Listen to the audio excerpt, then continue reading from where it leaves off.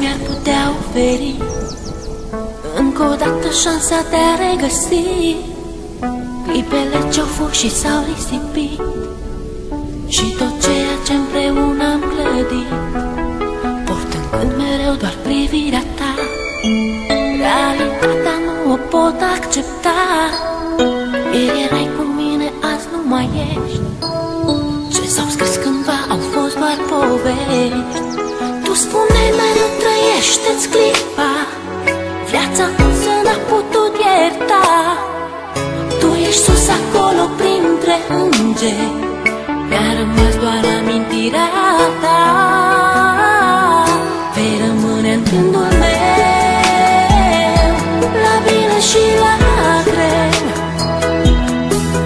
Iar tot ceea ce-am făcut împreună ne va lega mereu.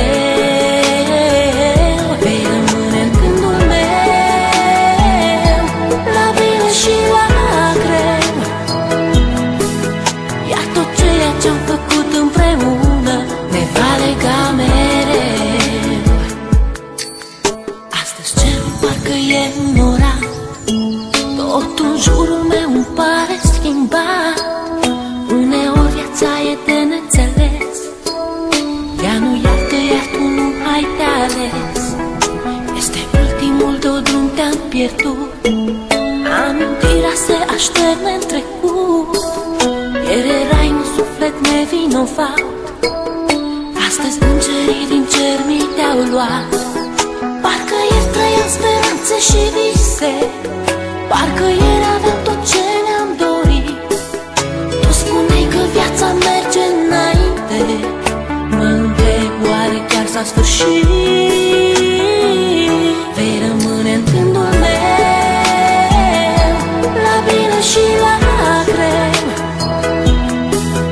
Iar tot ceea ce-am făcut împreună ne va lega mereu. Vei rămâne în gândul meu, la bine și la greu. Iar tot ceea ce-am făcut împreună ne va lega mereu. Știu că mă auzi.